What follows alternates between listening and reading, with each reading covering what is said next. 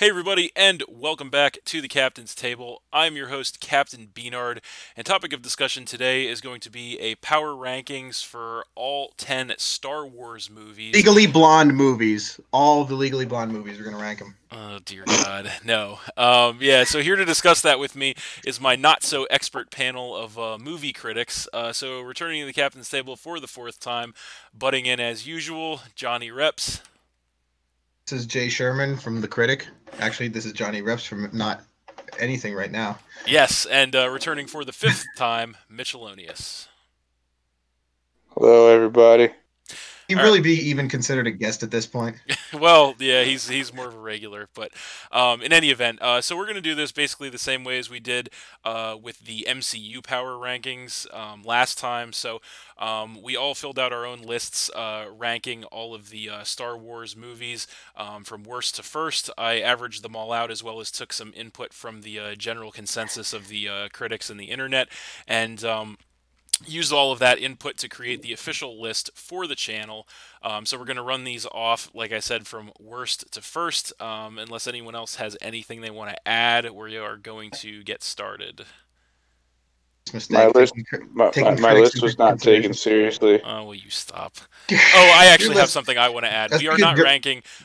We are not ranking on this list the Clone Wars animated movie because A, none of us have seen it, and B, it was hot garbage.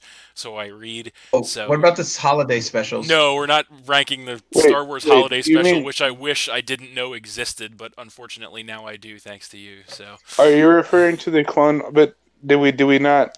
Are you referring to the Clone Wars animated series though? yes, Because I did watch that; it was very good. was it? No, I'm Yeah. referring to But the they made a animated movie. Yeah, they made a movie about it apparently. So yeah, not. What? I Okay, didn't know that. okay. Just for the record, we're only rating the original trilogy, the prequel trilogy, the two from the sequel trilogy, and then the two spin-off movies. So Yes, those 10 are the movies. 10 live-action Star Wars movies that encompass this list. Yes, so. The two Ewok movies. No, those don't exist in my mind. So, so yeah, so we're gonna get started here. All right, so coming in at number, Can I start? Can I start the list? I read the Can I list start though. it? That's Come my on, let thing. me do it. It's kind of the host's job there, Jesus Christ. Jonny I Reps. I was hoping for less dysfunction Fine. this time around, but I don't think that's going to happen. So, anyway, coming in at number 10, we have Episode 8, The Last Jedi. This, of course, is the newest mainline movie in the series. And this was a movie that all of us pretty swiftly and pretty unanimously decided was going to be the bottom of the barrel here for a lot of different reasons. I will start things off by making some general statements about it, and then I'll turn it over to you guys for more specifics. But one of the main reasons that this movie is going to be the bottom of the list here, and why I really took a issue with this movie, and a lot of fans did. This movie is pretty much universally despised by a large portion of the Star Wars fan base, and one of the biggest reasons for that is inconsistency. And what I mean by that is this movie, so many things Nothing in the happen. movie makes any fucking sense.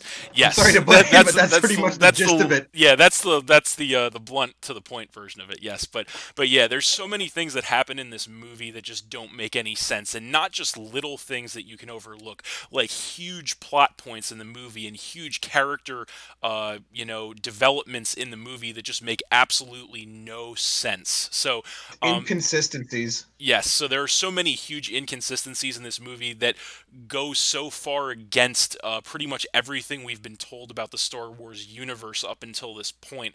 Pretty much everything we've been told about the characters in the Star Wars universe up until this point, that it really just kind of breaks the tradition of what you've come to expect from Star Wars. But I know you're chomping at the bit to talk about this, Jonny, because I know you have a very strongly negative opinion about this movie, so I'll throw it over to you for more. Okay, I'm glad you let me talk. I didn't have to go. Yeah, but I just am kind of I would say simmering about this movie because it's not that okay, when I first saw this movie, I didn't hate it. Let me say that. I've actually seen the movie. I actually saw the movie twice in theaters. Really? I saw it the first time, and yeah. So actually, when I first saw the movie, my reaction was, that was pretty good, but it was kind of weird. Then I kind of thought about it, and the more I thought about it, the more things I realized in the movie just did not make sense. Then I started like talking to people, and I started kind of like looking around on the internet. I saw that a lot of people were kind of feeling the same way, because I saw it right around the time it came out, right? And this was where the internet was starting to get a little bubbly about this and talking about what the problem, all of the massive problems. Right. So I go, okay, maybe I'm not giving the movie a fair shake. Maybe I'm kind of letting these things like taint my vision and my view of it, that a lot of people are saying negative things and I'm thinking negatively. Maybe I should see the movie again. Right. You know, my wife's dad wanted to see the movie, so we went with him, and we saw it again, and it was even worse the second time. So because now you know what to look for. I knew, yeah, exactly. I knew all the problems that were going to arise, and I noticed them and more, and it just everything just it just fell apart. Like I'd say the first time I saw it, I probably would have given it maybe like a 6 or a 7 out of 10. After the second time, it was probably like a 4, and since then it's just continued to go down the more and more. Every time I like seriously sit down and think about the movie, like I just find more and more issues. I just come up with more and more issues that I have with it. So yeah, and I want Mitch to get Mitch's general opinion, and I think we should all kind of, after he does that, then we should all go into like our like individual problems with specific things about the movie. Okay. Yep. Yeah. If you want to weigh in, Mitch, go for it. All right. Let me just start by saying that I loved, and I mean loved, this movie. Okay. I mean, Mitch, we're talking about Last Jedi, not Empire Strikes Back. I know. it was by far, well, like the scene where Luke Skywalker Just dies. himself. I was like, milks the camel. Oh my milks the space God. camel. How can this movie get any better? And then there was a previous scene where you find out Luke Skywalker tried to kill an innocent boy, and I was like, "Oh my God!" And not just any boy, a white boy. Not just any boy. His nephew. His nephew. I'm like, how come? You know, the only question I was asking in that scene was, how come when Luke lit his lightsaber, it was green instead of red? Like, yeah. it literally took me aback. I was like, wow, Star Wars really took it to the next level with this movie. Okay, I mean, I am cut you so impressed with how you wasting take awesome franchise. How much more time? No. And I want to pick sorry. up on that for a second here because, you know, I have to say, talking about that specific scene, because that seems like a good place to start with, you know, scenes that just didn't make any sense. So we haven't seen Luke Skywalker on the big screen since 1983 with the Return of the Jedi Episode 6. And if you recall, which I'm sure we all do, in that very movie, after getting the information in the previous movie that Darth Vader is in fact Luke's father, he doesn't want to fight him. He refuses to kill him under any circumstances, because he sees a bad man with a shred of goodness inside of him. So that was the Luke Skywalker that we were left with in the original trilogy of the Star Wars movies.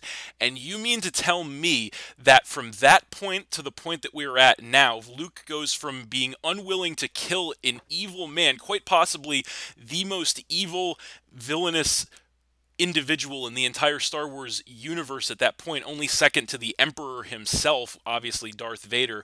Luke refuses to kill that evil man because he's his dad, and he sees a shred of good in him. Yet, in this movie, The Last Jedi, he is willing to kill his nephew, a good man, because he sees a shred of evil in him, willing to kill him in cold blood because he sees a shred of evil in him. What the fuck is that? Holy shit. Let me just say about this. I would not necessarily, like, the devil's always in the details and it's always in the execution. Like, I would not necessarily have a problem with that if they had come up with a good explanation and they had actually written the movie properly. So the way they wrote it, though, you're 100% right. It makes no sense. It makes zero sense. Like Luke, basically, we go from seeing him like that, like you said, Return of the Jedi, to then, oh, I'm going to murder my son because, or my nephew because he seems a little evil, so time to kill him. Yep. Like that doesn't make it. That makes no sense. And so, especially with the fact that they basically, like, there was no, they didn't even. Like maybe if Kylo Ren had like slaughtered like his like all of his entire Jedi academy first. of like Jedi or for something first, maybe, or like something, or But like he literally gave, like, didn't do anything. He didn't like, do anything. Like Luke's mentality has changed because he was hardened because of whatever blah blah blah reason, but none of that existed. That was not in the script. That was not shown in the movie. Like never. Right. So what the fuck? It makes no sense. It's so out of character for him. And it's so just like, even totally disregarding the fact that I would really like to, like, one of the things I wanted to see in the movie was I wanted to see Luke Skywalker kick some ass. And I wanted to see him, like, you know, be a Jedi. Well, you really got your wish there, huh? Be a Jedi. And I wanted to see him, like, you know, do what in the, at least the extended universe, what he should be capable of doing. But no, instead we get sad old man. We get sad old man face. That's it. Yep. Yeah, that's pretty. And well, we got the face. This is a small one on the list of you know, sins of this movie, but you know, we got the face of him milking a space camel and then drinking the milk directly out of the bottle, with watching the milk drip down his beard with the expression on his face as he. I have to say, like, that was a small moment in the movie, but that was like just one of the saddest things I've seen in like any Star Wars movie. Like, what the hell was the point of that? I mean, come on. So honestly, I could have gotten a chuckle out of that. And again, it's all about the execution, Alita. Like that scene on its own. If again they would have given like a reason, like, okay, this is why Luke is like a fucking exiled curmudgeonly crazy old man, hermit, but it's right? like. Yeah, he's a hermit, and then like that could have, like, if they would have set it up well, and then you would have had that scene, that could have been a comedy relief moment. But as it was basically just seemed like it existed to insult the character. Yeah, and a lot of things happened. You know, in that movie, a lot of scenes and things that just spoke to that. Another scene that I want to talk about, since we're talking about specific happenings in the movie, that, you know, warrant its ranking so low, and this is another huge one for me, honestly, is the scene where Luke speaks with Yoda's Force Ghost toward the end of the movie. And I have to say, as a side note, because I don't want to completely condemn this movie, I did enjoy the fact that in this scene they actually used the original puppet from the original trilogy to portray Yoda rather than CGI Yoda that we got in the prequel trilogy. So I thought that was cool. However, that was the only good thing about this scene in the movie, because in this scene, we see basically like a distraught Luke, and then Yoda's Force Ghost comes to him, right? And he's supposed to be there. You think he's there anyway to kind of like uplift him and, you know, like reinstill his faith in the Force, and like reinstill the hope inside of him, and inspire him to fight on and all that good stuff. And instead, what does he do?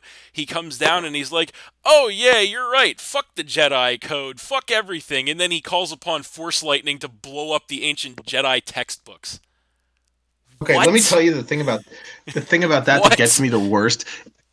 That gets me the worst is not even that. The part that gets me the worst is when he's like, Luke's like, the Jedi text, what? And then he's like, Yoda's like, Rey knows everything in there anyway.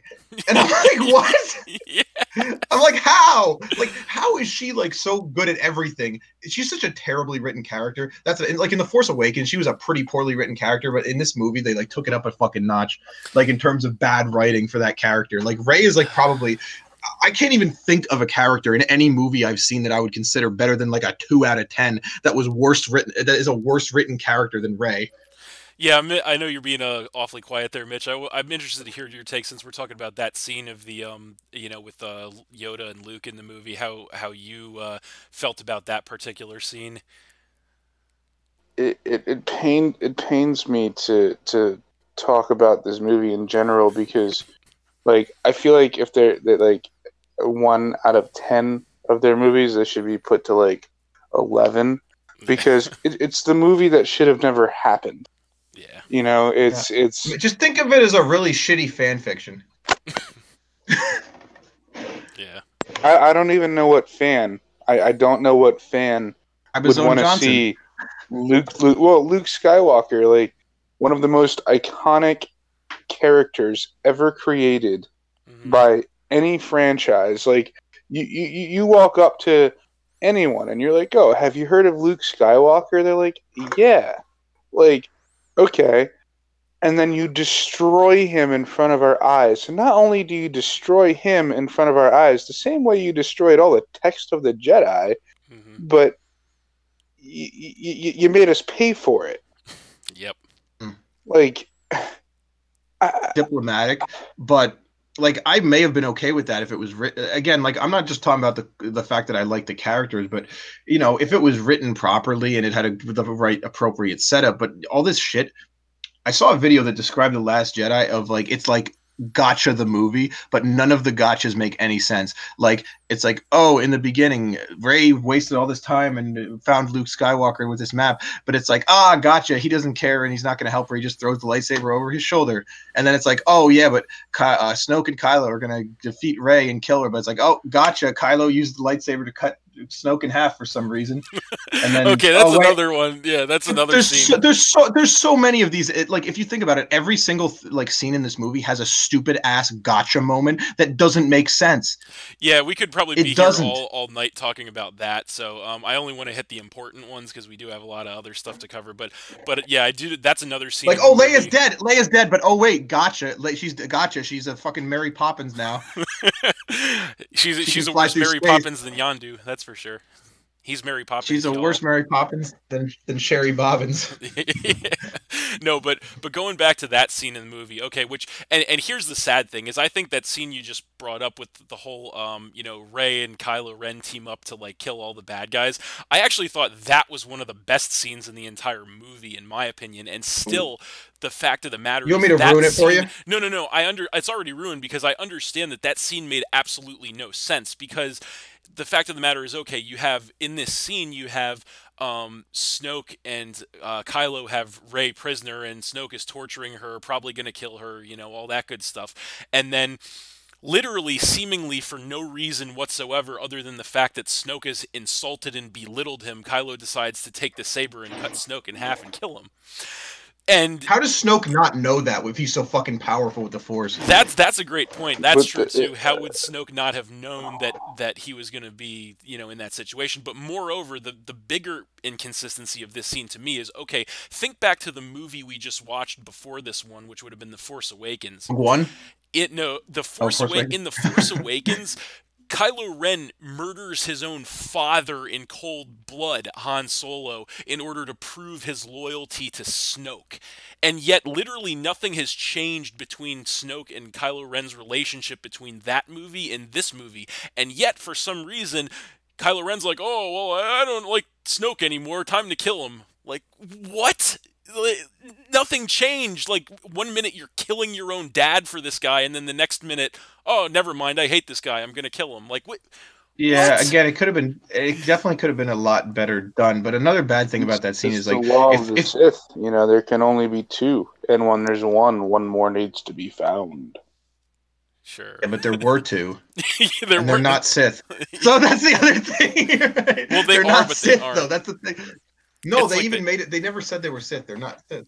Yeah, they didn't say it, but I mean, they kind of are. But anyway, I want to ruin that scene. I want to ruin that scene even further for you. There's actually a video where someone breaks down the choreography of the fight, which is supposedly like the only good part of that movie. And there's actually like a ton of mistakes in the choreography. Like at one point, a guy has like one of the lightsaber dagger things, and he's like about to stab Rey, and then it just disappeared from his hand. Like they like edited it out with like CGI because they probably realized like in the choreography of the fight is like, oh, he could just stab Rey right now. We better edit that out. And they didn't even do it. They didn't even like take. It just like it literally disappears from his hand in the middle of the fight. Like if you slow the footage down and watch it, I'll have to look at that. Like it's not even like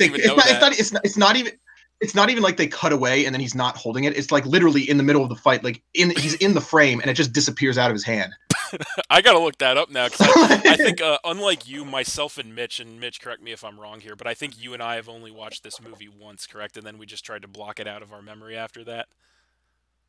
Yeah, like why would I watch it twice? Yeah. I've unfortunately analyzed this movie way too much to try and justify to myself why I should like it, but I just can't like it because it sucks.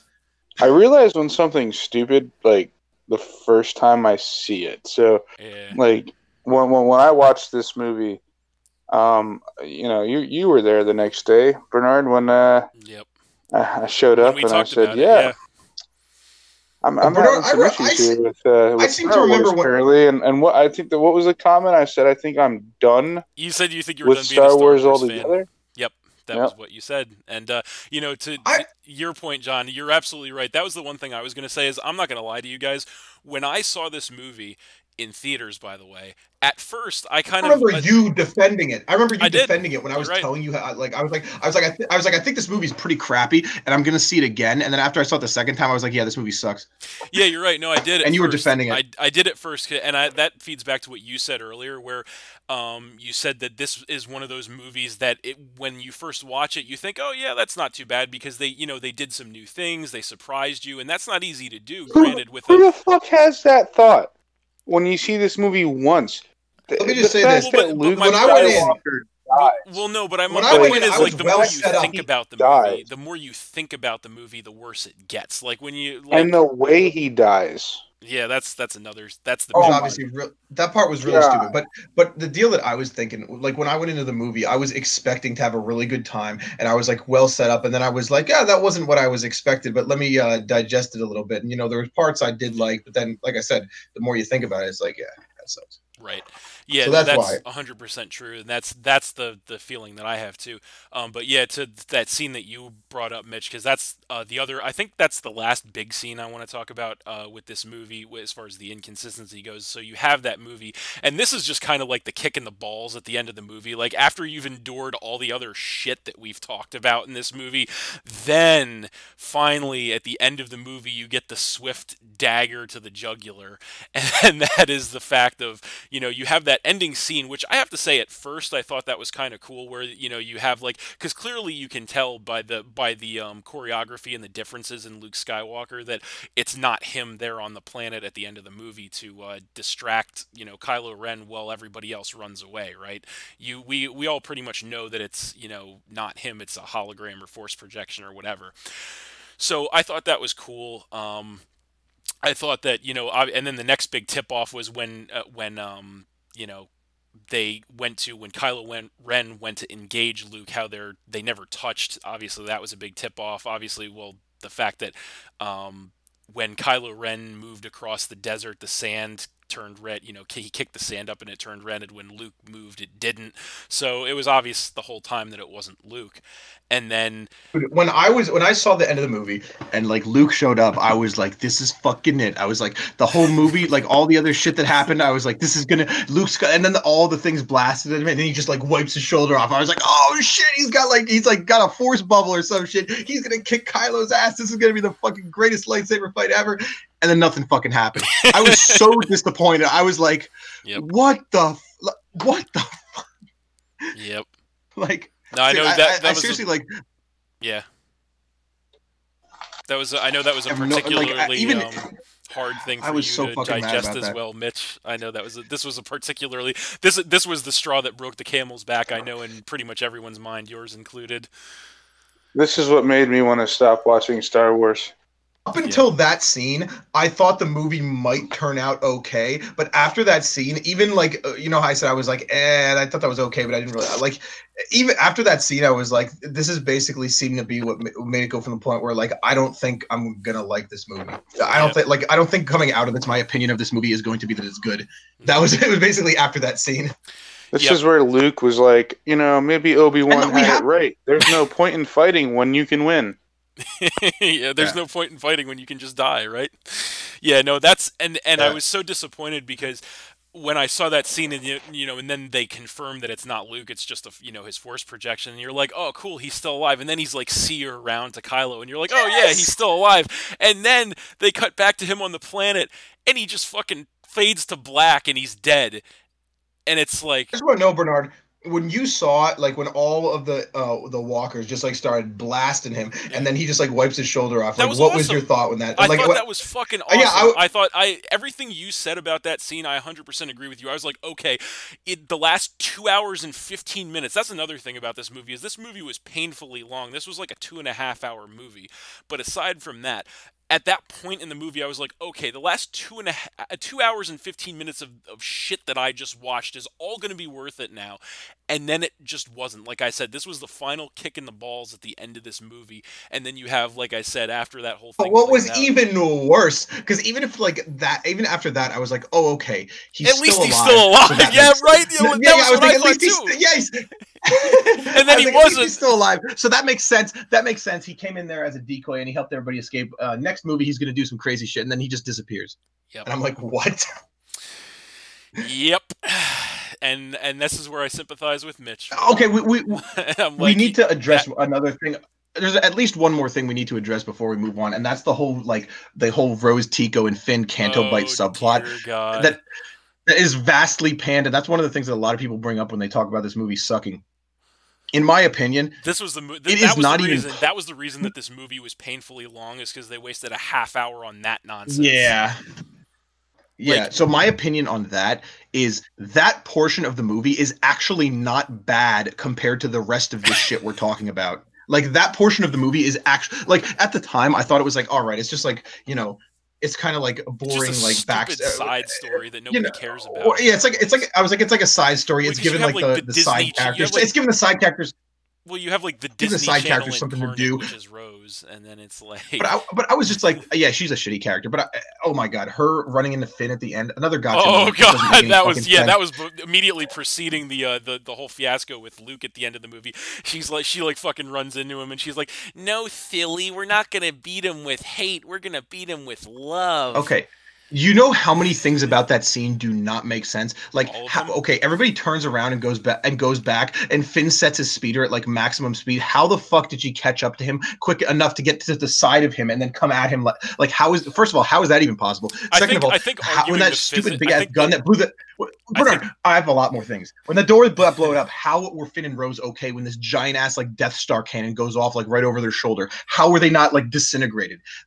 Third of all, when they were like right next to that fucking thing, when Luke comes out like in front of all the walkers, how were they able to like walk back to the fucking Finn drug Rose all the way back to the door No, in Rose like a drugged Finn minute? back, Didn't he? No, Finn drug Rose back in like a minute. And like, how did she do that? If it took them like you remember how long it took them to get to the freaking walkers like in their speeders? What I was trying to say was, I think How did they walk back? I think the inconsistency. There's so of many the things about this physics- scene that make the inconsistency of the physics is the least of our Even- problems here, and that's Bernard. saying something. Listen, even with like totally disregarding the bad writing, like just the fucking logistics of this scene make no sense. Like, it's just like nothing about this scene works in any way. Like, I can't. It does not compute. It does not compute. There was one really good part of this movie, or something that came from it, I think I know what you're and gonna say, that but go ahead. was the Mark Hamill interviews after Oh yeah. the movie had been released, where he was like, Looks "Fuck mortified. Star Wars, Mhm. fuck the He franchise." didn't say that. Oh, in so many words, he was so angry with the directors. He was just, And rightfully he so. couldn't believe what happened and what it was written like. Like, all right, so you're literally the main protagonist throughout all of Star Wars, which even if he's not in the movie, in some way, shape, or form, the Skywalker lineage legacy is referenced. And he himself, the actor, was like, "What the fuck?" Yeah. But he had to say it nicely. Yeah, of course, but that really drove it home, and that's the other thing that I want to bring up, going back to that scene, you know, at the end of the movie where Luke dies. It's like, okay, I don't think any of us sitting here right now are necessarily opposed to character deaths per se, main character deaths, big character deaths, anything like that. We're not opposed to that. But Even here's the if problem. my favorite character ever dies, like if it's worth it, that's fine. Exactly. That's my point, is that Right? if you are going to kill one of the most popular, one of the most legendary, one of the most iconic heroes, not just, as you mentioned, Mitch, not just in the Star Wars universe, not just in the sci-fi action-adventure genre, but just in cinema, in all of movies, one of the most iconic heroes. And all of entertainment. In all of entertainment that has ever been created. If you're going to kill that character off, you damn well better do it right. You damn well better make it mean something to someone. And this was probably... It's like, nope. Yeah, and it's like, no. Like this was just like the most inexcusable handling of a big character death I've ever seen in any movie, any TV show. I mean, we've talked about The Walking Dead previously with Carl, but this is just like worlds worse than that even, I would say. You know, because Luke Skywalker... Who knows, man? Maybe Luke Skywalker...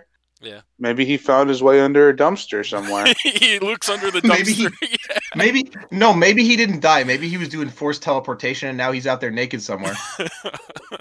Yeah, there you go. There you go. So I think we've already spent enough time talking about this movie, but I want to wrap it up. There's more. So another thing that makes no sense is Rey and her parents. It's just like, it doesn't matter. Rey's lineage. Yeah, that's another. I mean, Bernard, like I said, so many things in it. How do you write a movie like that? Like, how do you write a movie when it's like there's all these unanswered questions and the answer to all of them is that? It doesn't matter. He doesn't. The guy is a fucking retard. Like, seriously, I think that's look an at the insult guy. to people who are actually mentally challenged. To be honest with you, like I retract my statement. I retract my statement. Ryan Johnson looks like he bashed himself in the head with a hammer about 400 times before he wrote this movie, and then took meth. She was no, because if you took meth, it'd be interesting. She yeah, true. She has to clearly be the offspring of Leia and Luke, because that would only make the movie make further sense, If Ryan Johnson was the offspring of Leia and Luke, that would make sense, actually. No.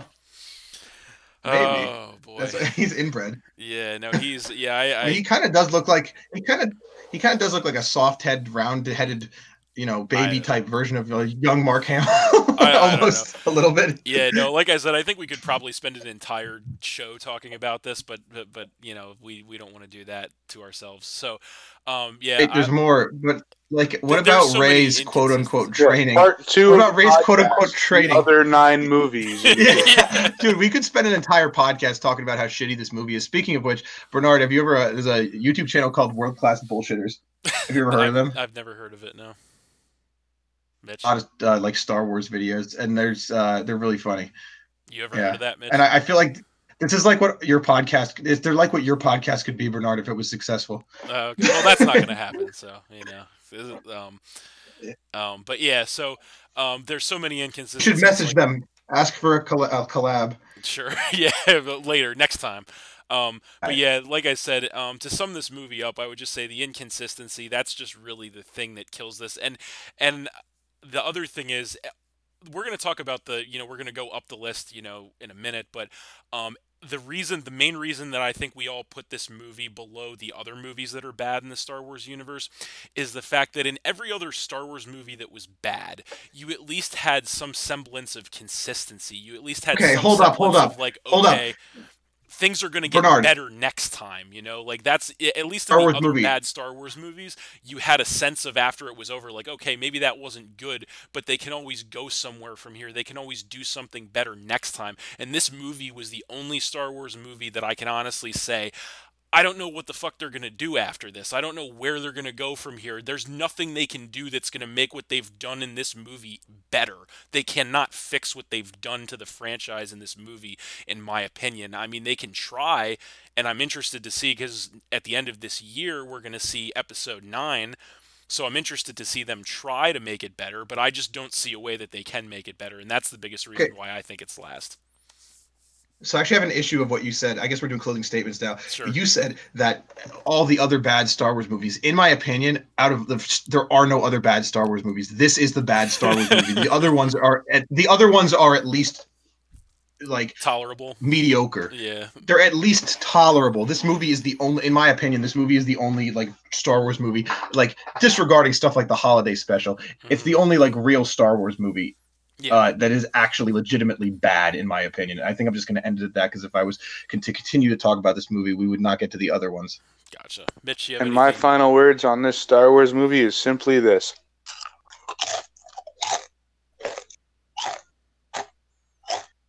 You eating some crunchy pussy? Man, that was one good Frito. That was the best thing when you went to the movie to watch this was the popcorn, right? that was the only thing that didn't disappoint. Exactly. All right, so now that we got that out of the way, that was the big one, folks. So now that we got that out of the way, moving on, we're gonna have number 9 on the list, and coming in at number 9, we have episode. Let Mitch introduce it. Okay, you What? can do it. No, I do the introductions, man. That's all right, what right.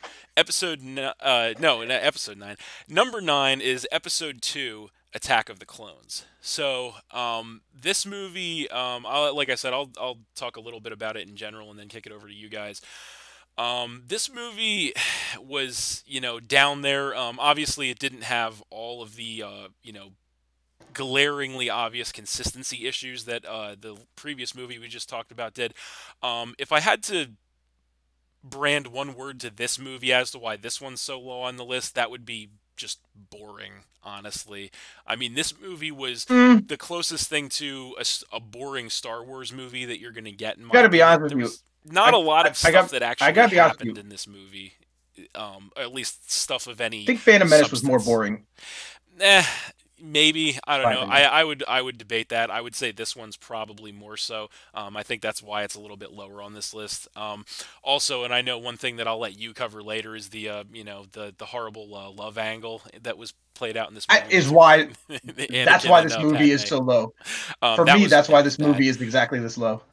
Yeah, that was another problem with this movie. The acting of one Hayden Christensen as Anakin Skywalker, another Natalie Portman. Let's not let her off the hook. Well, her too, yeah, but more. I think I'm gonna put more of the blame on Hayden there than her, but yeah, I'll turn it over to you, Mitch, if you want to start. Go ahead and get into Attack of the Clones there. Oh, something happened in this movie worth talking about? Well, not exactly. There were like two things. Maybe. I mean, because what I remember watching was just hours of what happened in this movie that was relevant to anything. Well, let's see. Want me to tell you? They figured out that there were clones of, I believe, Boba Fett was the one, and Jango Fett. Boba Fett. And whatever. It was a Fett that didn't matter because we don't have his standalone movie yet, which I'm sure we will. But he got his head chopped off about an hour after you found that out. So whatever. Right? Yeah. But I mean, it just, I don't know. I feel like this movie, I had a hard time ranking this movie either higher or lower than The Last Jedi because, and I left that up to the host here, Captain B-Nard here, because breaking the tie. For me, I had a hard time choosing between a movie where things happened and it didn't make sense, and in my opinion, a movie where nothing happened of any kind of relevance. So it was kind of a toss-up. So I mean, I really don't, be honest with you, I really don't have too much to say about the Clone Wars because it just, for me, it wasn't even enough to be memorable. It wasn't even enough to be like. I mean, I don't know. It sticks in your mind about the movie, and that's I mean, like even at this point, like that's why I think I would have maybe if I did make a solitary choice, honestly, and I might be criticized for it, but I would have put this one under The Last Jedi, even with all the inconsistencies, because at least I was able to watch it and be like, you didn't fall asleep. I have an opinion as to why that sucked. This one, I'm just like. Did it suck? Because I don't know what the. Yeah, it just literally left me like, what did I just watch? Like, I don't understand where this plays a part in anything. How long has it been since you've seen the movie? I tell you what, opening day. That's how long it's been. So 17 That's years, like fucking something like that. That's a Yeah, long no, time. But you know what? Bernard can attest to this. I have an infallible memory. yes. And but here's the thing. I just don't. Yeah, but This you movie have it did in, not. Yeah. This movie did not stand out for me in you have an any infallible way. memory, but even you can't care about Attack of the Clones. Exactly. That's the like point. this movie just did not stand out for me in any way. I almost wanted to just it was what it was, and it sucked, and just move on. Like hoping that was kind of like the point for me where I'm like, where's this I get what you're franchise saying. going? Right. What's I going get to what you're happen saying. next? No, I get And- that. Like Attack of the 100%. Attack of the Clones sucked because it was like inconsequential to like everything else in Star Wars, but Last Jedi sucked it because of all it was very consequential, but in the wrong way. Exactly. Yeah, you know, that's so that's why I definitely had big such a point. hard time placing the two. So I would like to pass this over to you, both of you, because Yeah. again, in my it's you're not going to get much from me Out of past as far the as the fact Attack of the that Clones. the movie was just unmemorable. Is how I would mark it. It was just Yes. And I agree just with you. I didn't think I almost didn't think it needed to be on the list because who gave a fuck? Yeah, no, I agree All right, with so you let me there. just say this. Go for it, John. Bernard, when was the last time you saw Attack of the Clones? Probably that time. The thing that I was going to say about Attack of the Clones was the last time I watched Attack of the Clones was when someone else in the room fell asleep trying to watch it. Was that me? Was that me? No, it was Andrew. That was the only. And Attack of the Clones is the only Star Wars movie that I've legitimately seen people fall asleep trying to watch. So I think that speaks volumes to it. I also think that. You know, again, we mentioned the Hayden Christensen acting as well as the love angle with him and Natalie Portman, and I want to bring that up, you know, while we're on the subject, because that's something that I think was really really bad. Is the fact that in episode 1, which we're going to talk about in a minute, you have Natalie Portman portraying Padme, and you have this little boy portraying Anakin as like 10 or whatever, and then it's like, you know, in the next movie it's still Natalie Portman playing Padme, and it's Hayden Christensen who's like 20 playing Anakin, and it's like, what the fuck kind of timeline are we talking about here? You know, like it was so stupid. And then in the beginning of the movie, you go from I mean, Natalie it takes a long time to create a bunch of clones that just die from one laser blast of a rifle. Yes, and can't you know, I mean, because that armor that they wear. Just, you know, just for show, apparently is so useful. So, I mean, clearly all that money was well spent. The armor is just to be able to tell them apart from the robots because they're literally that dumb. Pretty much. But my thing was this, you go from with this romance angle between Padme and Anakin. You go from the beginning of the movie where Padme's like, "Oh, Annie, you'll always be that little boy I met in the desert," to me, to the end of the movie where they're getting fucking married, and it's like, what the fuck? like what is going on here? And he's like, "I'm gonna show you that little boy in the desert in a minute, baby." Right. So my point of asking Bernard that question about like when he last saw the movie is that I have last seen the movie. I actually last saw the movie immediately after I saw Last Jedi because I wanted to see if Last Jedi was indeed the worst Star Wars movie. So I decided to watch Attack of the Clones because that was the runner-up, right? So another thing I'll say is the first time I watched Attack of the Clones, the way I felt about the whole Anakin Padme thing, I was probably like 12 or 13 when I saw it the first time, so I was pretty young. Mm-hmm. But my feeling was basically like I was thinking like Anakin seemed like some like weird like creepy kid in school who was like trying to like hit on like the hot girl, but she was just like totally like shutting him down, but they were like forced to be around each other. And then it seemed like he just seemed like their whole relationship just seemed like he was like super creepy and rapey, and she just was like not having any of it until like all of a sudden they're just getting married. Like I would like one amendment to that. But that midichlorian counts to women, you know. Like when you walk up to a chick and you're like, "I've got the highest midichlorian count out of any Jedi ever alive." Yeah, that's like really. Really? That's a That difference means we maker. should get married. Now, I would. Wait To a your minute. point, John, Weren't I would Jedi say, supposed to hold up, Bernard? Weren't Jedi supposed to be celibate? Yeah, I thought they were supposed. but that's Yes. what made Darth Vader, because he experienced love, Yep. and he loved his mother, and he. That's weird. Yeah, we Listen, almost forgot about the fact that she. Yeah, well, we'll talk about that in a second. But what I want to pick up on what you said, John, was the fact that, okay, in this movie, you have, I agree with your assessment of the relationship between Padme and Anakin. The only exception to that I would make is I would say Anakin was more like the creepy, pervy kid who was like trying to hit on his teacher, and that was Padme because of the age difference. Yeah. And that was then Yeah. like he got detention and they had to be alone for a while, and then there you go, and then they're getting married. So, but yeah, that was and So it always comes down to a Jedi Master's fault, because Obi-Wan's like, "Stay in your room," yeah. and Padme, make sure he doesn't leave, and she's like, "Okay," and then she ends up touching his ball sack, like. Yeah. Okay. Yeah. Yes. Yeah, I get your point there, but it's crazy. But listen, the reason I just want to say, it's, as being the person who saw the movie most recently, Yep. I'm going to talk a little bit about what I thought, like the positives and negatives, before we go. go ahead. Like, I actually legitimately thought the subplot with Obi-Wan and Jango Fett was good. It was legitimately, maybe not good, but it was pretty good. And Sure. their fight on Kamino was actually a really good fight. Fair That enough. was pretty, and then the fight at the end of the movie where it was all the Jedis versus the droids, that was kind of cool.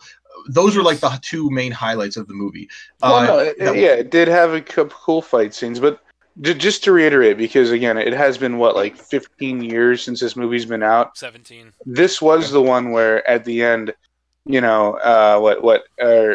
Anakin had a robotic right arm. He gets his hand taken off by Dooku at the end of the movie, and then he gets a robot hand put in before he marries.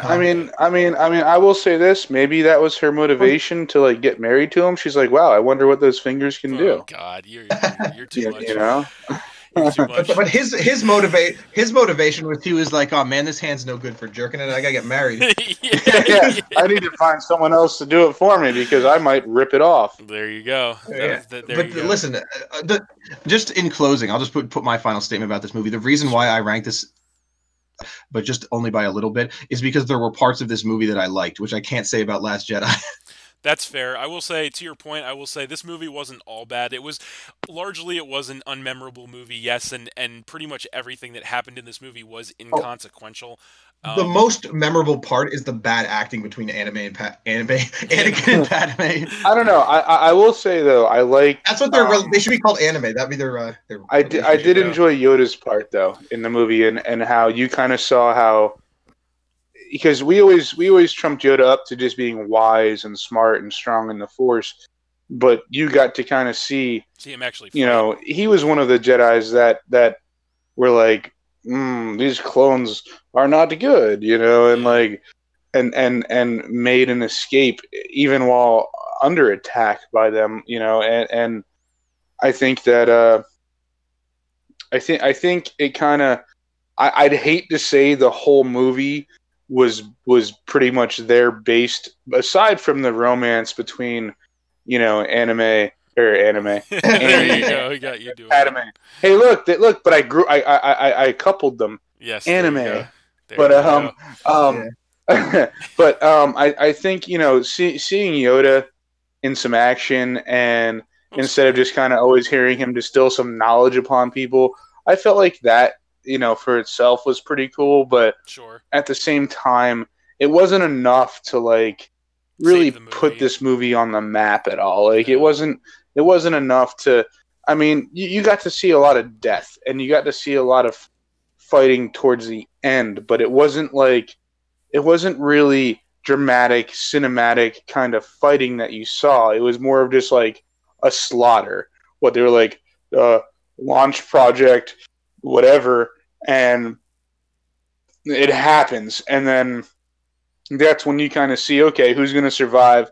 And again, my biggest issue with Star Wars in general is whether or not they thought they were going to put these prequels and these movies that obviously took place before Luke Skywalker was even alive, born, or a factor. I mean, it just it drives me nuts to you already know who's left. You already You know how know, the you story already ends, kind know of. Yeah. the end. Like you already know like when this happens, okay, Yoda's gonna survive. Obi-Wan's gonna survive. Like so where was the wind up? Yeah, no, You know what I I can mean? Like understand that, and I can I feel appreciate like in a that. movie like this, you have to kind of there has to be like that M Night Shyamalan twist, Yeah, and there wasn't. right. You know, it just it was just lackluster, and then that's my final thoughts on it. Is that simply put, it was just a lackluster movie that honestly, even if it wasn't made, would not have made a difference to anything in the story because Yep. you already knew the outcome of the Clone Wars. Yep. Like it's been said in other movies, you already knew But this outcome. So that's the nature of a prequel, though. Yeah, I no. get that, but what I'm saying is that's when you have a prequel and it has to measure up to the movies before this prequel was made, Yeah. and you don't succeed in that, you can't expect people to leave the theater going, that was worth watching. No, like Right. B-Nard said, people were literally falling asleep, which means you followed a specific schematic that was already laid out in front of you. There was no creative design. There was no nothing left to the surprise, to the essence of this movie. It was just literally what it was supposed to be, and what it was supposed to be was clearly boring. And that was my Okay, thing. And that but was my thing. Fair enough. And Yes, that's and I my will. final thoughts on Yeah, it. and I want to it pick up was on that boring. I'll for a agree with second. that. Is so there were a lot of. I think in addition to that, my thoughts would be there were a lot of things that like were supposed to matter in this movie, but they just ended up not mattering. And a big one that I started to mention earlier was the whole thing with Anakin's mom. So in this movie, and I wouldn't blame you guys if you forgot this. In this movie, Anakin's mom dies in the desert because she gets like massacred by the Sand People or whatever, Well, yeah, he and she went ends there up. and massacred them, Well, like, right, and right, she right, and then still after dies. that, Like, right, and then after that, he goes and massacres them all because she's dead. Yeah. And this was a big example of something that was supposed to be this big plot point or this big turning point for Anakin. It's like he lost his mom, and then he goes and kills all these people, and that was supposed to be like a big turning point for him. But then like it wasn't because it was like okay, he does all that shit, and then he just goes back to being Anakin. And I don't know if that was just Hayden Christensen's bad acting or whatever it was, but it didn't have the effect or the impact on the character and the story that it was supposed to have. And the other thing is, like in that well, yeah, specific because all that situation, anger just disappeared, like, without explanation. well, right. And the other thing is, it's like after the fact, it's like okay, if somebody just killed your mom, wouldn't you be pissed off? Like they're trying to make him out like he's some like No, evil because the bastard. Jedi are dogmatic. They're dogmatic. You're Uh, not supposed to feel. You're not yeah, I supposed to know. feel. But it's like it's reasonable. Emotion leads to the dark No, side. I understand You that. know, I'm just saying to the average person like that's Finally, not Mitch like a said something plot I agree point. with. That's not a plot point that you're going to be able to relate to people, or to the average person. But moreover than that, it's like I said, it just didn't matter in the long run. And then at the end, it's like the clones, you get the big setup with the clones or whatever, and then you get the final fight. And I have to say, like the final fight of the movie, like the final scenes of the movie with the Jedi coming in with the clone army to save everybody, that was kind of cool. Even before that at the cloning facility with Obi-Wan and Jango fighting it out, I thought that was cool. Um, the final fight, and I actually just watched it again recently, was actually kind of pretty lackluster in my opinion, like pretty anticlimactic. Like you have Dooku The versus final lightsaber fight was kind of meh. yeah, exactly, because you have Dooku versus Anakin and Obi-Wan, and he dispatches them both pretty quickly. And then you have him versus Yoda, who it's kind of clear that they're pretty evenly matched, but it looks like Yoda's definitely going to win. And then he pulls his stunt to distract Yoda by endangering Anakin and Obi-Wan so he can run away. So it's all kind of anticlimactic. So that was my big point, was the fact that there's a lot of stuff in this movie that just like they started to like try to build up to something and then it just like fizzled out, you know. So and I think that led to the boredom of this movie. So yeah, like I said, it did have good parts of it, which is why we can't rank it last on the list, but definitely definitely all in all kind of an unmemorable, inconsequential movie, unfortunately. But I think that wraps that up pretty well. Well, So, John said he had something that he agreed with a statement I made, John. I think I heard you say that subtly. Yeah, I don't. Yeah, whatever you said that I agreed with, I don't remember what it was. sure. All right. What I had said was about how. Oh, now you got me forgetting it, because guess what? The movie sucked that bad. There you go. Yeah, I think that's a good place to leave. I agreed that it was boring. I think that's a good place to leave Attack of the Clones. So we're gonna keep rolling then. So coming in at number 8, just above that, we have Episode 1, The Phantom Menace. So this one ties in, obviously. There you go. I'm sorry, I just gave my thoughts on that movie right there. Yeah, we're still in the latter. We're still in the lower tier of this list here. So this is honestly the last movie on the list that I would consider kind of like not good.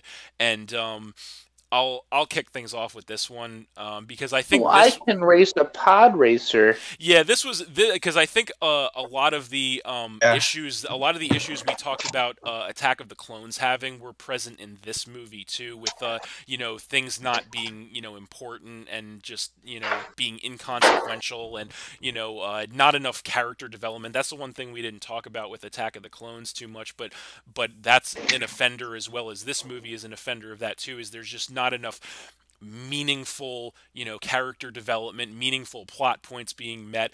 But one reason that I think this movie does rank a little, and we all agreed on this, that this movie does rank a bit above Attack of the Clones, is the fact that this movie did have some, cool moments in it, cool fight scenes, that kind of thing. This movie, I have to give it a certain degree of a pass because this is one of those movies where there was just so much hype and so much anticipation building behind this movie, because this movie was the first new Star Wars movie in over 15 years, because I believe it was 83 that the original trilogy concluded, and then this movie came out in 1999, I believe. So there was so much hype and so much anticipation behind this movie, and it was a lot of pressure to live up to, and this movie obviously didn't live up to it, but I think people were extra harsh on this movie just due to the fact that there was so much hype and anticipation behind the return of Star Wars. But I think this is also one of those movies that it's kind of the opposite of The Last Jedi, in the sense that when I initially watched this movie when I was a kid, I just thought like, oh my God, this sucks. Like, this is terrible. And then upon further reflection, as you think about the movie a little more and you maybe watch it again, you think, well, it's still not a good movie by any stretch of the imagination, but it's not all that bad. Because, like I said, it still does have some cool scenes in it. Obviously, the infamous the pod racing thing, which ended up being pointless. Actually, it's funny because I not that long ago I rewatched this movie, and the whole pod racing scene thing actually wasn't all that bad. The worst part about it was relatively, again, inconsequential to the plot of Star Wars in general. And as were a lot of things that occurred in this movie. But still wasn't bad, honestly. Like there were some good moments. I mean, obviously the whole thing with the Gungans and Jar Jar Binks was just terrible. No matter how many times I watch that, that's not getting any better. But yeah, the fight at the end, the lightsaber fight at the end was good, although predictable and kind of inconsequential in the end. But I'll throw it over to you, John, if you want to pick up on that note with the Phantom Menace. I think kind of a similar analysis to Attack of the Clones with this one. I think honestly for me it's actually kind of different, because when Attack of the Clones came out, Phantom Menace had a huge like you said, a lot of hype, and people were like majorly disappointed. And then when Attack of the Clones came out, the hype was like really kind of dead at that point. Yeah. And people, from what I remember, people considered Attack of the Clones to be better than Phantom Menace when it came out, which looking back I don't think is the case, because but I just feel like it's because Phantom Menace just had a much higher mark to hit, and it fell a lot further away from that mark, whereas Attack of the Clones had a very low mark to hit, and it kind of like, it still missed the mark, but it missed it by less.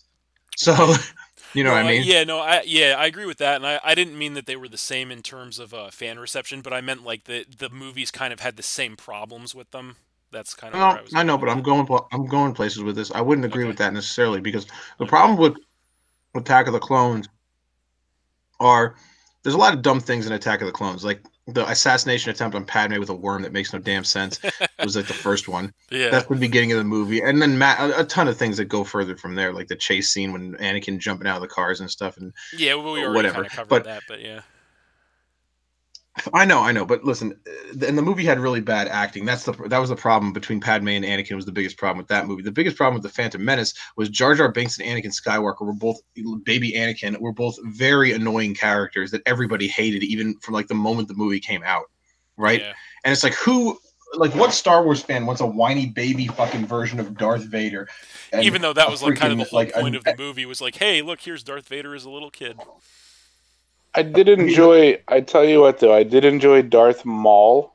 I think he was kind of the savior of the movie because, you know, the double lightsaber. The double-edged lightsaber was really cool. Yeah.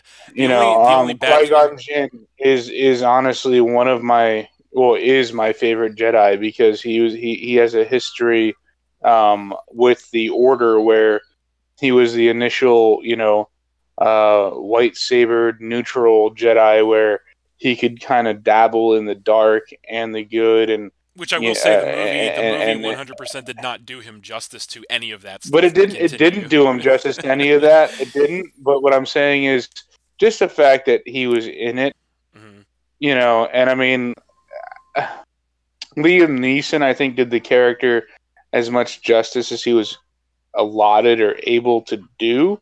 Right. But I think that. Go ahead. One of the problems with this prequel trilogy, from what I heard about relatively recently, was that at the time it was made, George Lucas was pretty much given 100% creative freedom, and like nobody on the set questioned him at all, and he just basically got to do whatever the hell he wanted, and like all of his batshit crazy ideas that were kind of like tempered, like because it was working with other people and he had to answer for stuff. He didn't have to do that in the prequel trilogy, so everything he said just went, and none of the actors questioned him because they're like, who am I to? And from what I heard, it seemed like the mentality on the set was, it's not that everybody was like afraid to question him, it's just that they all thought like, well, he's George Lucas, of course he knows best, right? Which clearly when wasn't they didn't the realize case. that the whole reason who's reason why question George Lucas, the creator of Star Wars, right?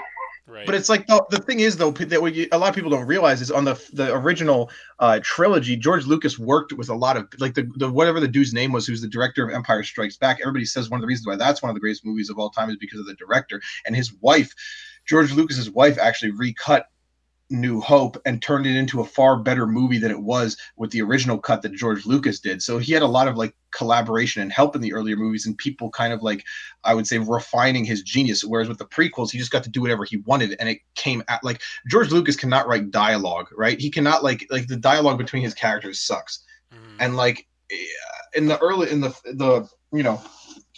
original trilogy, it was a team effort. There was someone else. Yeah, it was a team effort. Whereas it was just like he just got carte blanche to do whatever the hell he wanted. Well, I think which was not the best thing. That's kind of the old problem with like a football team where it's like, well, everybody gives like the quarterback and the coach all the credit for everything, when in actuality it's the whole team, getting the win. And it's like the quarterback and the coach could not win the Super Bowl on their own. Exactly. Right? But like, but like.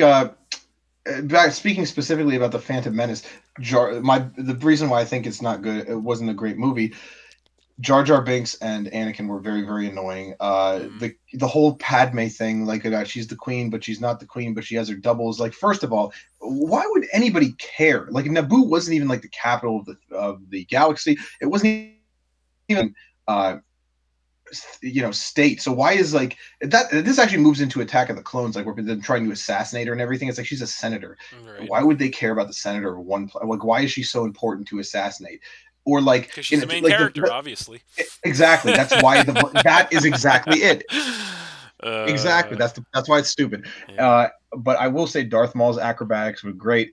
His lightsaber fighting was cool. I feel like Liam Neeson did a good job with Qui-Gon, and I feel like I got the idea when Qui-Gon died. Like he was basically like it was that I don't know. It was kind of weird because you think he's supposed to be so powerful, but he just gets unceremoniously killed by Darth Maul. So Yeah. that's kind of like it made him kind of seem like a jobber, Well, that kind of right? fed to like what I was saying with with Mitch's point earlier is the fact that in the Star Wars lore and in the books and comics and all that stuff in the background, Qui-Gon's character is much more important, much more deep, much stronger than he is portrayed to be in the movie of the Phantom Menace. And they did what they could, I guess, but I don't know. He could have been portrayed, better in my opinion in the movie as to Yeah, what but he was.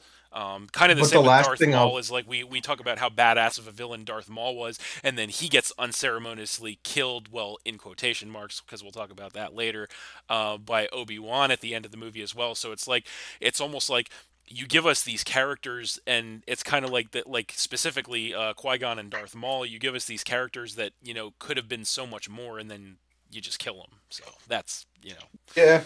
But I'll just say in closing about this movie is my last statement is that sure. like there are some things that worked, but there's a lot of like plotting and slow plot things details in this movie. And I understand it's the first of a new trilogy, and they have to do a lot of world building, but they introduced all of these like new and wild concepts to the Star Wars universe, and a lot of them, some of them hit, but a lot of them missed. Yeah. And that's kind of like why this movie, in my opinion, is near the bottom, but it's not as bad as Attack of the Clones, which was just kind of like batshit stupid, and batshit stupid, boring, and had terrible acting. This movie was more like it was very hit or miss in a lot of ways. Yeah. Fair enough. Mitch, you have more you want to add about the Phantom Menace? Like I said, I like the implication of Darth Maul because in canon and in the books and things of that nature, he has a very deep history. Yeah. But like I said, my thing was I enjoyed just the fact that Qui-Gon Jinn was involved, but at the same time, like you said, they did not do him justice. Yeah. I mean, they could have at least inquired about the fact that he was the original neutral Jedi who could use the light and the dark, but yep. He made his choice in the end to remain within the order and or come back to the order actually, and be what he was and train Obi-Wan. And I feel like the only reason Obi-Wan stands out so much and Obi-Wan is so great is because that's the tutelage that he was under, but they didn't even really show that. Like, sure, he gave his lessons, he this and that, but they didn't really go into the fact that like of what he really was, and that's what really did it for me.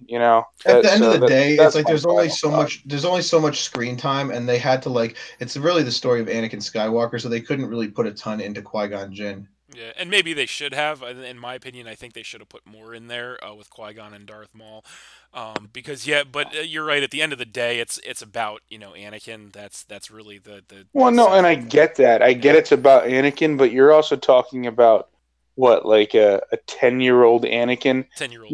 You could have put. How much can you do with because that? Because obviously there's going to be more time for Anakin in the future movies because of who he becomes and what he really stands for, right? And the mythology behind how he was actually created, and they didn't have why to his spend so much time count was so high. Right, they didn't have to spend so much time on 10-year-old Anakin. Exactly. They could have cut like that pod race into a quarter of the amount that it was, just to focus a little bit on the fact of what Qui-Gon Jinn, who he was, what he stood for, what his thoughts on how dogmatic the Jedis were, and how he still decided in the end it was the right choice to make above the dark side, and how that was essentially passed on by him to Obi-Wan, which honestly, Obi-Wan, he's not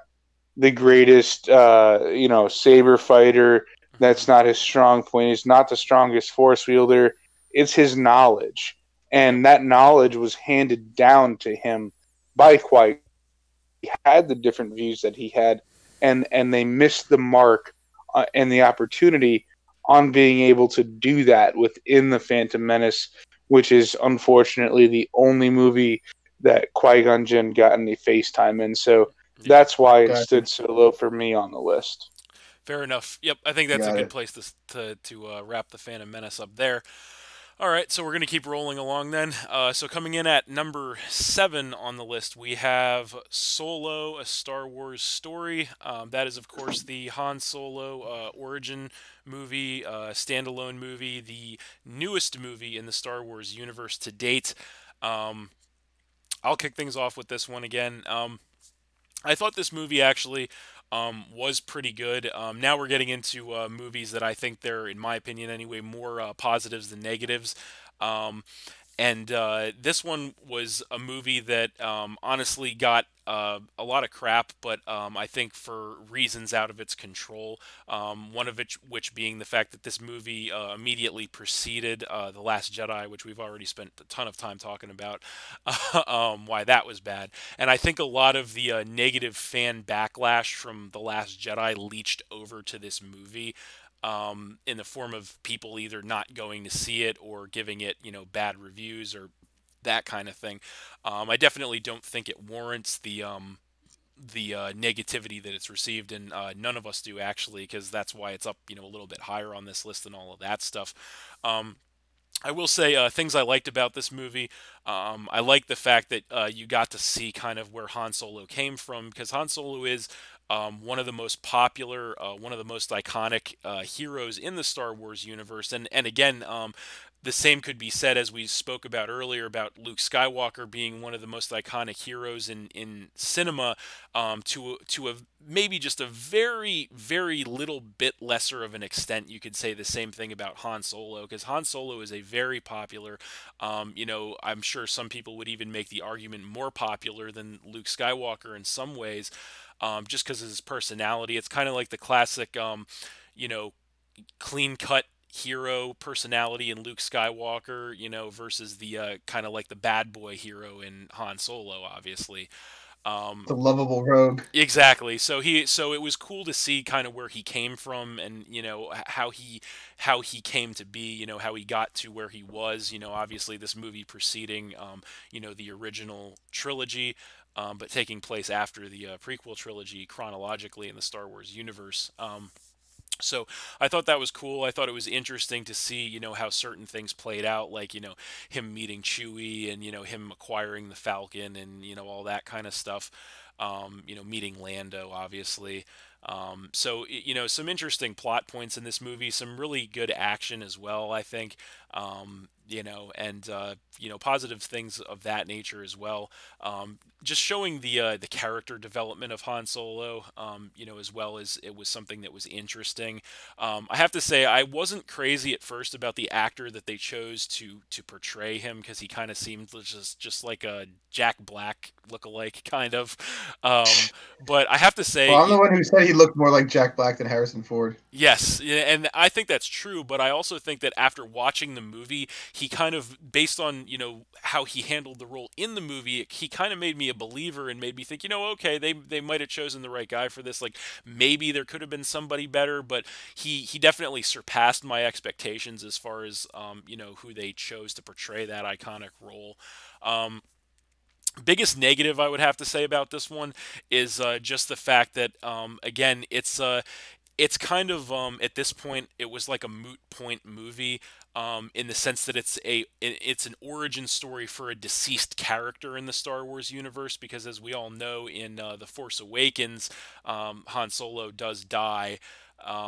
So it's kind of, at this point, kind of pointless to do an origin story, because this movie, like I said, came out much more recently than the death of Han Solo. So it's like, I think it would have made a lot more sense for this movie to be released sooner than it had been released. I think if they would have released this movie either immediately before or immediately after The Force Awakens, that would have given a lot more merit and interest and validity to this movie. Because now, it's years after the character of Han Solo has died in the Star Wars universe. It's like, that definitely takes away from the experience. So that's really my biggest, grievance with the movie. But Mitch, I'll turn it over to you if you want to talk more about Solo, because I know you just recently watched this movie. It wasn't a bad movie. Yes. It wasn't. No, it wasn't. I thought you were gonna come in and tell us you hated it worse than Last Jedi. No. It wasn't a bad movie, but like, you make a good point. Like, they shouldn't have made an individual movie about a character that is no longer involved, because then even at that point, what about the Obi-Wan movie? does it What about matter? the Obi-Wan movie? Don't people want an Obi-Wan movie though? They do want, but you know what? I would even be interested in an Obi-Wan movie, because he was in multiple movies. He was in and he didn't just. I mean, yes, he just let Darth Vader take him out, but there was a purpose to that. And unlike in The Last Jedi, I don't see the purpose in what Luke did, where, if you strike me down, I'll always be with you. Like, he did that to ignite the fire in Luke.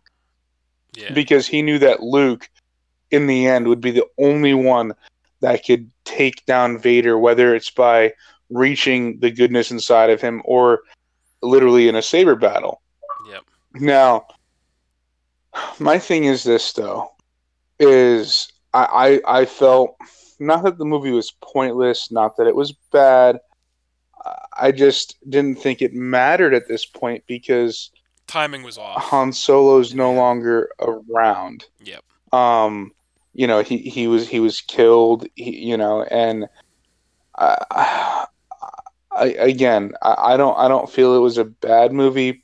I don't feel like the other thing though is I don't feel like there's anything specifically in it that was really good either. You got to see a younger Lando. You got to kind of see how their relationship was, what drove in the previous movies Han Solo to be like, if we go to my friend, he'll help us, instead of what he did, which was betray them. Yeah. Like, you got to see that, but at the same time, Millennium Falcon, always awesome, to see in any movie. Yep. As outdated as the ship is claimed to be in future movies, I mean, it seems to still be better than anything that anyone else has. Yeah, that anyone else has thrown out there. Yep. Even though Chewie has to, repair the hyperdrive more than, and somehow he beat it. He beat it into submission to work. Yep. But anyway, I just kind of felt like, again, the movie itself was good. I will say that, but at the same time, I still feel like it's Disney's and Star Wars way of just kind of throwing another movie out there to make some money, to hopefully fund something good, but not that they need the money to fund it. But you know what? You know how companies are. They don't want to reach into their own pockets. So let's have the franchise make its own money. My thing is this, though. Why would it take so long for such, like you said, an iconic character in the way that Han Solo is? Why would you wait until he's dead to make the movie? Like, that was the hardest thing. Like, it took me forever. This movie was out for a while before I watched it. Mm-hmm. And it took me forever to finally, even on a service that I pay for, such as Netflix, where I don't even got to go rent it. I just got to turn on my system, turn it on. And it took me forever to do it, because in my mind, what's the point in watching it when it doesn't matter? It's not going to change anything. It's not going to change what he's done. It's not going to change that he died. It's not going to show us a different attitude by him. It's not going to, it just... Again, it was a good movie in its own right, but I feel like the timing not even the fact that I truly don't feel like The Last Jedi had any major relevance on why the movie got the response it did. Okay. I think it was everybody else had that same kind of thought where, well, what's the point? Han Solo's gone. Right. I know everything that I really need to know about the guy because he showed his character throughout the other movies. So now they're going to make a movie about his character. You know, Right. so Yeah. I feel like that's kind of where it's just kind of, you know, Well, No, I and got and you. they're like, you I know got what, you. we've got can another I week. say my piece?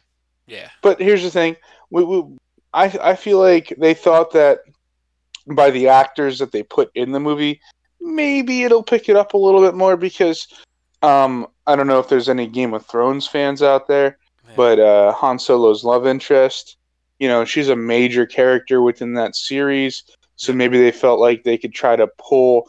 I feel like the purpose of this movie by putting her in there was to try to pull more of a fan base to prep for episode 9 because they know with what they did with The Last Jedi probably hurt their own fan base and was like, we Well, need to there's no get some probably fresh about it. But fresh meat in here. yeah. You know what I mean? To Yeah. hopefully word of mouth revamp, like, Point taken. you know, Definitely. the next movie. And again, I do hope that episode 9, you know, is going to be held to a much different standard, and somehow, you know, they figure out a way to fix their mistakes in some logical manner. Let me put it that way. Yeah. I don't want them to just, like John makes the point of, well, that dagger just disappears. Yeah. I don't want just things to just disappear. They need to really put work in and find a logical way to explain how they fucked up so bad in the prior movie and make it somehow make some form of sense Yep. in what's to come. And if they do, kudos to them. If they don't, I don't Star Wars can survive. I might start watching some Star Trek because clearly that might make more sense than what I'm seeing with Star Wars. Definitely. You Star Trek know, fan? We got you. Yep. So- But going back to Solo, if you want to pick it up on that, John, and tell us what you thought of right. Solo. I just want to say my piece about Solo is that I don't necessarily agree with what you guys are saying about like, oh, it doesn't matter that he's dead, blah blah blah. The thing about this movie is this movie just for whatever reason feels unnecessary. That is kind And of what we it's were because, saying, in my too, opinion, the though. reason I know, but I think your reasoning is a little off because, in my opinion, the reason why it's unnecessary is because Han Solo is a character who works better when you don't know his backstory. Because now that you know Han Solo's backstory, you're like, oh, that's it. That's kind of how I felt. I was like, yeah, that's all there is to Han Solo. Like yeah. It just kind of like it almost like takes away from his mystique. You know what I mean? Like the part of what was cool about Han Solo is you didn't know who he was or where he was from, and he was just like this rogue so smuggler. you feel like it took away from his like badassery.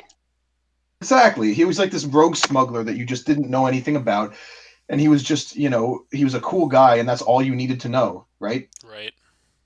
Whereas now it's like, oh wow, look, he's a scared kid, and he was a pilot in the Imperial Navy or whatever, and he's this and that, and it's like, does that really even And he matter? had to Does kill that his do anything? he had to kill his own does that- mentor and blah blah blah. Yeah. Yeah, but I'm saying, does that do anything to enrich the character of Han Solo? Not really. I mean, in some So, ways, yeah, like- but I do get your point there. I hadn't really thought about it that way, but you know, that's a fair point, definitely. But I don't think it does anything I to feel like they felt like they could do that, and I do agree with your point, John. But They felt like they could do that and make some they money felt along like the they way could too. do that, make some Cash money along grab. the way because of the fact they don't have to justify it now because Han Solo is gone. You know what I mean? So I feel like they could have really done whatever they wanted with the movie. They could have made his backstory whatever. They could have made it awesome.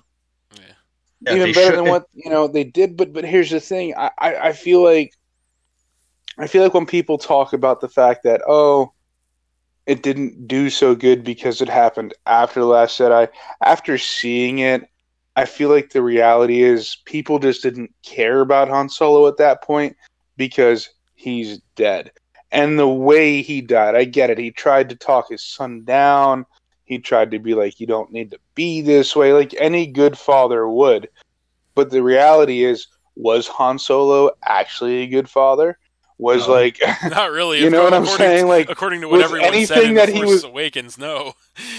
Yeah, I mean, was anything he was saying to Kylo actually hitting home, or was it just Kylo Ren like, yeah, keep getting closer to me, keep Yeah, that was kind of walking all it was. towards me, Yeah, no, get I within got you range of there. my lightsaber. You know what I mean? Like, Yeah, no, I definitely get what you guys are saying there. That's just kind of the way, I think that's just kind of the destiny of spin-off movies a lot of the times is they're gonna have some of those issues, but I think still, to wrap it up, I would say, still not a bad movie. Like I said, I think the positives of this movie definitely outweighed the negatives, and I think this is probably the first movie on the list thus far that I could say that about personally. All right. Well, I was just gonna say that I think this movie, the problem with it is it's just okay. It's an Mhm. okay movie that was entirely unnecessary. That was pretty much an attempt at a cash grab and like cashing in on a fucking well-known character that everybody loves because they're like, oh, everybody wants to see more Han Solo, right? But like, and they want to see more Harrison Ford. They don't want to see more random guy who they've never heard of pretending to be Harrison Ford, right? Fair enough. So that's pretty much my final word. Gotcha. I Yeah, I think agree that with that. And pretty well and wraps it up. and I will finally say about the actor, he did indeed do a better job than I thought he would. But Definitely that agree did with not that. save the movie from that did not make the movie more or any less It did not make the irrelevant movie. and It did any not more make the movie any necessary better than just necessary. okay. Yeah.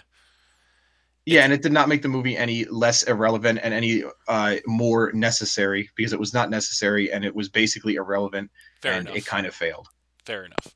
All right. So So I think we can all agree that essentially, Solo, while not being a bad movie, It's not a was just a money grab yeah, for kind of a whatever's to that come didn't work. because It was a money grab that didn't work. It was a failed money grab. exactly. basically. But you know what? They knew that even if it didn't work, they'd have the money to back it. Indeed. Yeah. All right, so we're going to move on from that on that note.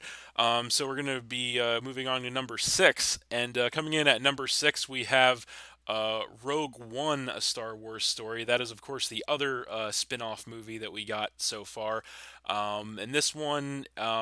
Was the one about the team essentially that stole the Death Star plan. So this movie immediately precedes a New Hope, which was, Oh, of course, the this is the first one ever with the Star Wars chick. movie. This is the one with the chick with the eternally constipated face. Yeah, so this movie actually, and this, I want to mention this before I, get into this movie is that this was the one movie on the list that I actually kind of wanted to see lower on the list than you guys did. You guys kind of overruled me on this one. So since I'm the minority here and the host, of course, I'll start things off with a couple comments about this movie. I want to say this was a pretty good movie, in my opinion. It was a well done movie. I will say that it was interesting. It was good action, all that good stuff. My biggest problem with the movie, I will say, is the fact that again, kind of a similar situation to what we had with Solo, except for, in my opinion, to an even larger extent, is the fact that the plot of this movie is essentially to explain a very minute detail that occurred in the very first Star Wars movie, A New Hope, of how the rebels got the Death Star schematic from the Empire. And to me, that is a 100% unnecessary plot point to make an entire 2-hour movie out of. So that's my biggest gripe with this movie, is that the entire plot of this movie just seems wholeheartedly unnecessary to make an entire movie out of one minute detail of a previous movie. So that's my biggest complaint with this movie.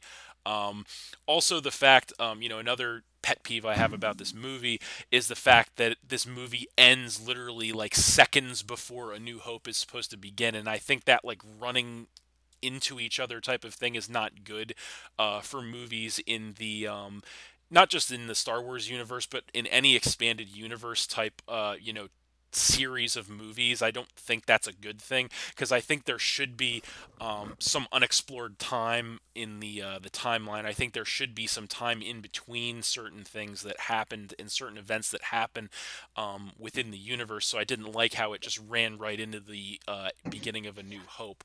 But I'll turn it over to you, John, if you want to talk more about Rogue One there. Yeah, so basically what I wanted to say about one of the first thing I want to say about this movie is this is pretty much the movie that made them think that making a Han Solo movie was going to be a really good idea. Is because they were like, oh, a Star Wars spin-off movie, that's never really been done before successfully. I mean, And this you can't movie count was like a this success, holiday special. despite my issues with it. It was a success. Yeah, but like I said, the reason why they thought Solo would do so good is because they're like, oh, a movie about a bunch of characters no one has ever heard of that we basically just made up for this movie did really, really good and made us a lot of money. So we're bound to make a shit ton of money on Solo. Not really. Yeah. But yeah. Anyway, I think the movie on its own was fine. I have it very close to Solo. I think I actually put Solo above Rogue One. No, I don't think you did. On my list, maybe I didn't. No, I don't think you did. I don't know. I know they were just neck and neck. Yeah, they are pretty close. We're pretty close. So. I think they were both good movies, but the thing about Rogue One is Rogue One was completely unnecessary, but it didn't really like destroy the mystique of a character. Yeah. That was it. That's what makes maybe so that's why you better probably have Solo. that edging out. A part of me disagrees. A part of me disagrees though with like the whole. Like I feel like Solo was unnecessary because of the fact that he's gone, but right. I feel like a large factor. Pretty much any character they're going to make a prequel about in Star Wars is dead. Like who are they going to make a prequel? That's probably about? why they should avoid. No, I get that. But anyway, but I don't think this was really a focus on the characters themselves as such as Solo was. No, I feel like this was more of like a. The story was pretty good. The story was pretty good. Yeah, at least for me, I watching the movies was like, well, how the fuck did R2-D2 get those plans? I get they were stolen, but in my just going back into my days and in my earlier days of being a Star Wars fan was, well, how the fuck did they end up in that little fucking robot? How did fucking, Leia, help me, Obi-Wan, my your own hope, stuff like that, like. How did that happen? Was right. I can honestly ask, which I can honestly say was a question that I asked myself. Uh-huh. So I think that's why I enjoyed Rogue One so much, because even though I knew that, like, in the end, no one was making it out, that didn't ruin it for me, because I was still curious as to what they had to go through to get said plans, Right. So that's where John, you agreed it had a good story. I think that they took, it was most Star Wars movies are pretty lengthy, but and they probably could have made it an hour and a half feature and still got the same point across. But I think at the same time, I enjoyed it more than Solo because it kind of gave the answer that me personally as a fan was looking for. I don't know if there's many fans out there that were thinking the same thing I was thinking, where, well, I get they stole the plans and it got to the rebels, but you just want to know how. I wanted to know how. And I knew watching the movie, it wasn't like at the end I was like, oh my god, they're gonna die, I can't believe this. Like, no, I don't think anybody thought that. I knew that was happening, but at the same time, I enjoyed watching it happen. I enjoyed seeing it happen. It was a fun I enjoyed. Ride, yep. It was a good ride. I enjoyed the fact that I got to finally see, okay, that's how the plans ended up in the rebels' hands. Yeah. And then it also kind of gives you a form of respect for the characters that did sacrifice their lives that you don't hear about, that finally got some recognition, because even after stealing the plans and getting them out of there and getting them, they didn't know who was going to win in the end. Yep. You know what I mean? They just knew that they were doing their part to try and try and make it and happen. try and stop. Yeah. So I feel like it was more of like a martyr type of movie, which isn't always good, but it was. I guess it was my curiosity that kind of won it over for me, where I was like, oh yeah, and that's completely fine. I really how the hell did that happen? Yeah. You know what I mean? Like, how does all of a sudden this little fucking robot contain the plans to fucking hand out and give them the concept where Luke, was able to shoot fucking into the hole and blow it up with using the quote unquote force and blow up the fucking Death Star. Yep. That's a fair point. I could agree with that. The one other thing I do want to mention about this movie, and I don't want to spend too much time on it, is that the two main characters in this movie, this is the other kind of issue I have with it, is that they just kind of seem like limp noodle kind of main characters, like the Jyn Erso and that was the girl, and then the guy, I don't even remember his name. Cassian Andor. He's the stupid guy. He's getting his own TV series now for some reason, and they were both very unmemorable characters. Yeah, Jyn Erso, by the way, I think was the weakest character in the movie, and she was the lead. I think that was the biggest problem with the movie. I don't think the movie should have had a lead.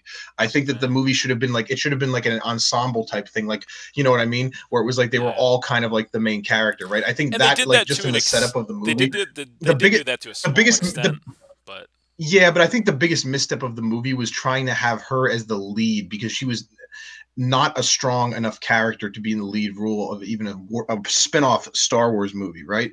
But other than that, like I feel like the story was told very well. I actually had a problem. One of my main problems with the movie, besides the weak main character, was the fact that everything just fit together too nicely. Like at the end of the movie is literally A New Hope starts right there. Like I just thought that was a little like I don't know, maybe it's partially because it was kind of not what I was expecting. Like in my mind, I always thought like, oh, the Death Star plans were stolen. Like it's not like they were stolen right then and there at the exact moment, like 2 seconds before the beginning of A New Hope, right? It's like they were maybe like this thing that was like stolen and it was being like smuggled to get to them or something, right? Like it was stolen like a little bit before that or whatever, right? You know what I mean? Yeah, no, I agree with that. Like literally too. Yeah, because that was always the impression that I was under, was like, this guy took it and then they gave it to this guy and then they gave it to that guy, and then like maybe a couple of weeks later, whatever the timeline is, it finds it, Leia's the next one that finds, the plans in her hands, and that's when the Empire figures out that that's who has it. Yeah, so I never got the impression. I never got the impression that there was like this like incredible battle happening, because like in the beginning of A New Hope, you get the idea that it was like, oh, they just tracked down Leia's ship because they got like maybe like a tip off that they had the plans or something, right? It wasn't like, you didn't get the impression that they were just coming out of like a massive fucking battle, right? Yeah, exactly. Yeah, no, I it just seemed like that. I'm just saying, like it seemed like it was kind of like a jarring difference in tone between the two, which I can get why they did that, because I know some people who saw the movie thought that was so cool that it led right into A New Hope, but to me it just seemed like super contrived and inauthentic. Yeah, that's kind of what I was driving at earlier, which is I don't like when like two movies run right into each other in a universe like Star Wars. I don't like how, like I said, like 5 seconds after Rogue One ends, like A New Hope begins. You know what I mean? Or I honestly would have. I kind of would have.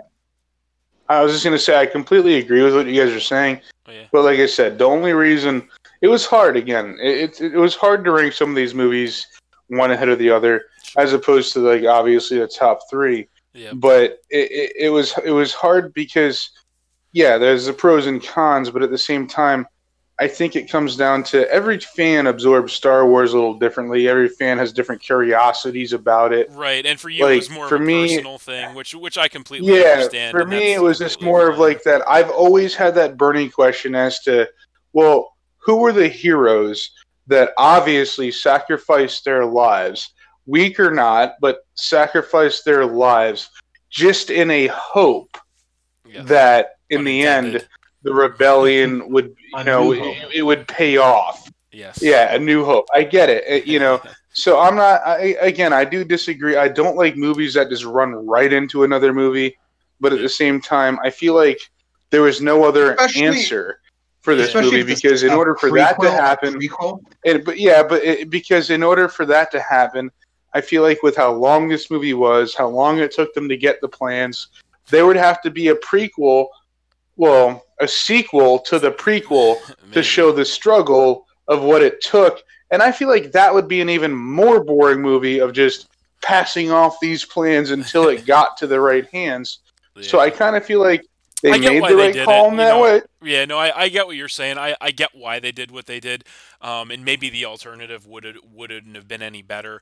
But yeah, you know, it kind of I guess maybe, but at the same time, it's just there was just a jarring. To me, it was just there was just a jarring, like the tone at the beginning of A New Hope was like an entire like on the other side of the planet from the tone at the end of Rogue One. Like even the way Vader just like calmly walks in versus how he was like destroying everybody at the end of Rogue One. Yeah, right? he was and then just the like beginning of A New Hope. Soldiers down. Yeah, you know, to try and get. Yeah, and in the beginning of A New Hope, it's like the stormtroopers go in first and they shoot people down. And some of them get shot, and then Darth Vader just like calmly walks in after. Like it's just to me like there was just such a huge like difference in tone between those two. The last scene of Rogue One and the first scene of A New Hope. You know what I mean? So. You know, I can. Well, I think what drives that is the fact that, you know, obviously at that point in time, you know, the CGI wasn't really there, and you know, I mean, the lightsaber itself was an amazing thing for people, and the hyperdrive was an amazing thing for people. I did think it was. I did think it was interesting how you know they did in a couple of scenes in the movie they like did like a digital projection of like both Princess Leia and Admiral Tarkin, you know, and it's Grand Moff Tarkin.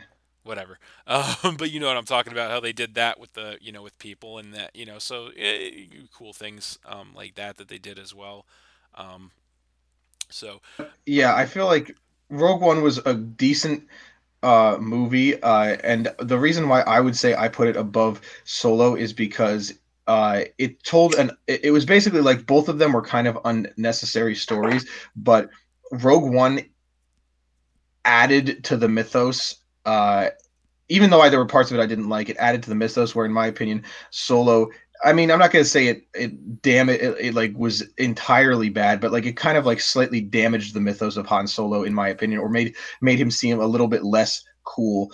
Versus Rogue One kind of was just like so that's how it happened. Solo was kind of more like, I guess that's how it happened.